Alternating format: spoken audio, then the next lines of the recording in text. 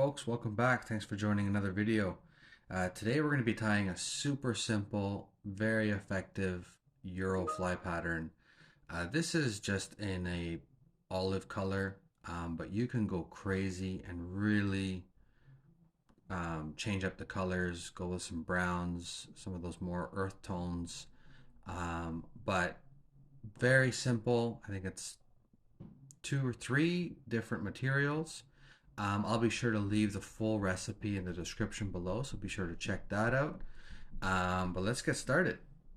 In the vise, I have this is a size 12 jig hook. This is accompanied by a 3.8 millimeter gold tungsten bead. Again, go nuts, and not with just the colors, but also the sizes. So these are effective in size 14 and 16s. And obviously just make sure if you have a smaller hook, you have a smaller bead, right? You just kind of want things to be proportional. For my thread, I'm just using some Nano silk by Semperfli. This is in the color olive. The whole fly is going to be olive, so that's the reason why I kind of picked this thread. We're going to get started right behind the bead here. And this Nano stuff is awesome for these smaller patterns because it creates no bulk. They are a little more slippery than, I guess, traditional threads. So I'm just going to lay down a quick little thread base. And then to help lock that bead in place, I'm actually going to push that forward. And then I'm going to do a little thread dam behind it quickly. I can't tell you how many wraps it is. You can see it's still moving, so I'm going to continue doing more. And again, this is all dependent on the thickness of your thread, of how many kind of wraps you need for that. This Nano stuff is super thin, and I love it for these small patterns. You get no bulk, and it basically allows you to have full control of any type of taper. Now for the tail, I'm just using some Coq de Leon. This is in dun. And I like to grab quite a hefty bunch, almost as much as my fingers will allow me to, off the stem. So basically that is kind of what allows me to grab it comfortably. I'll bring those down, align the tips, grab it, align those tips, grab it, and just take it off the stem like that. I'll then carefully transfer that to my left hand,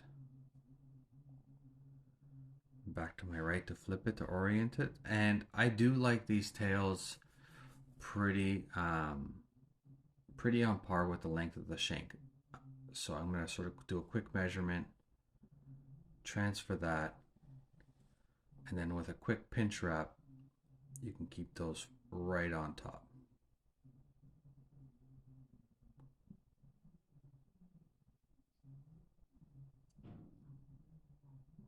Okay, now I'm going to work my way back. And Tim Flagler has an awesome tip to help keep these aligned. If you grab your tail fibers, lift them up and a little bit towards you, as you start to wrap them back to secure them in, because of the thread torque, right? Each time I wrap my thread, it's going to push those fibers. So by holding it up and towards you, you kind of counteract that thread torque. So awesome little tip there. I'm going to cut off these tag ends.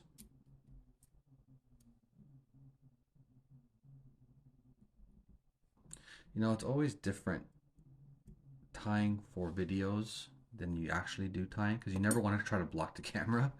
But I try my best. And again, this thing's still not staying. I just don't want it to be a nuisance. And I always sort of keeping the taper in mind. I'm going to stop about halfway. And for the body, I'm just going to be using some olive turkey quill. And these things are quite brittle. So you definitely want to pick the right one and then have that soaking in water. I just soak it in my mouth. So you're going to have to bear with me for about 15 seconds as this thing sits in my mouth and gets soaked. I know it's kind of gross.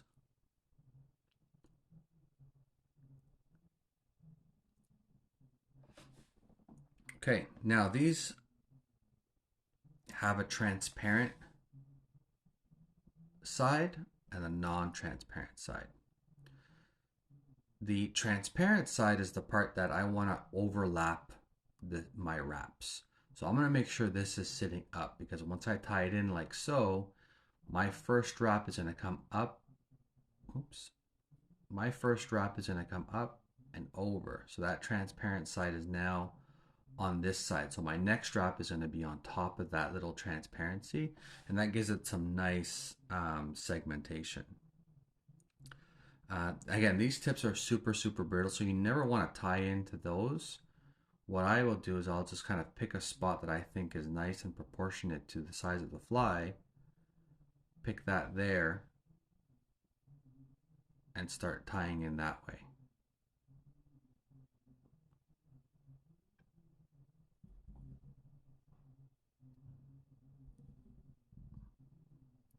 And then because this nano silk is super slim and gives me full control of the taper, I do want a taper on this like I kind of do all my flies. So I'll use that same material. Let me flip this.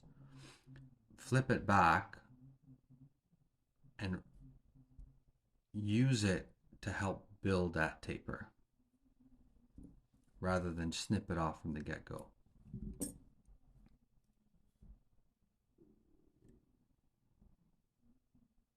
I'm going to continue building my taper. Again, I chose nano silk. If you don't have nano silk, I mean, any thread will do. So the amount of taper you have to do will always be dependent on the thickness of thread that you have.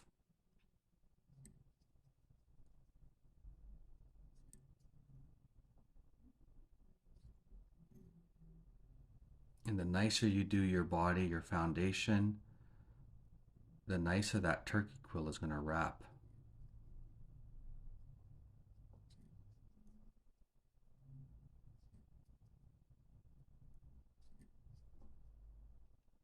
I don't want too big of a taper. It is a smaller fly.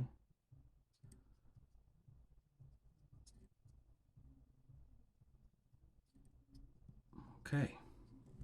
So I'm just going to do a quick little 2-turn whip finish, or half hitch if you can do those.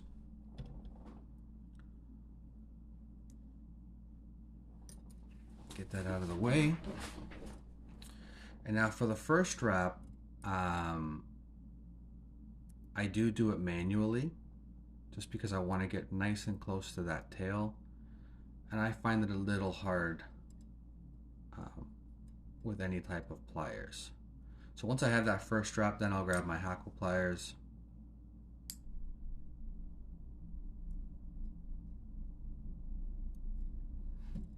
and now I can use the rotary function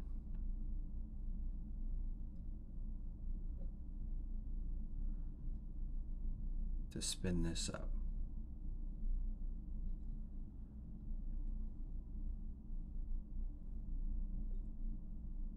Let me get that bobbin cradle out of the way.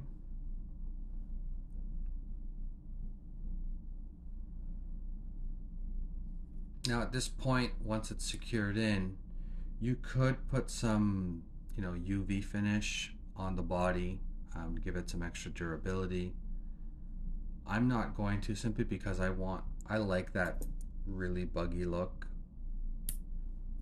And with the, the little hair, there's little tiny hair fibers on these turkey quills. And I like those to shine. And so lock that in place. And I'm just going to go back to where I want to kind of start my collar. And now we're just going to pick a nice dubbing. I like squirrel. The squirrel dub is phenomenal. I mean, there's again million and one different types of dubbings out there. Pick one that you think is gonna look nice. This is an olive fly, so I'm gonna pick another olive dubbing. And you want like just the ittiest bittiest amount of dubbing. We're gonna build a nice thin noodle.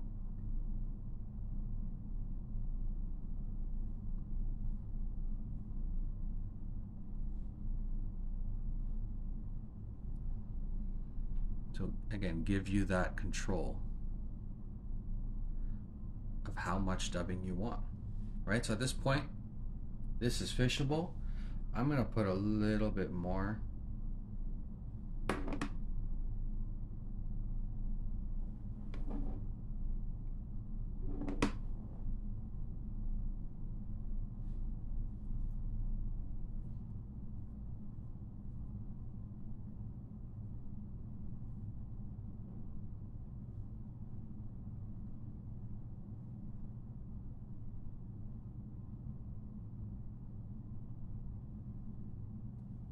Go, and now we're ready for our whip finish.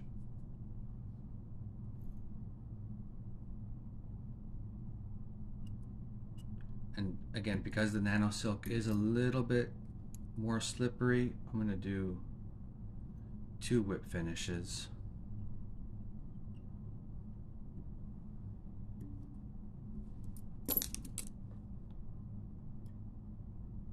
Nip off my thread, and the last step is some head cement. Nice thing about these slotted beads is that it comes with a little hole, so I can just dab my glue in there, and that's going to absorb all the way through. See, just a touch. If you use water-based head cement like I do for the most part, just be aware that if you put too much, it actually will seep through to the bottom and cover the eye of the hook. So just be aware of that and clean it out as you need to. But that, my friends, is it. That is one Euro nymph. Crazy effective, super simple. Get creative, do it in different colors, different sizes. Alternatives to turkey quill, you could use pheasant tail, you can even use ostrich herl. You can use, coat it with UV resin if you want to make it a little bit more durable. You can even add some ribbing if you want some more segmentation. So lots of options, but this is a great fly just to get you started if you've never tied these types of Euro nymphs before. So yeah, give it a shot. Hope you learned something. Thanks for watching, and tune into the next video, guys. Cheers.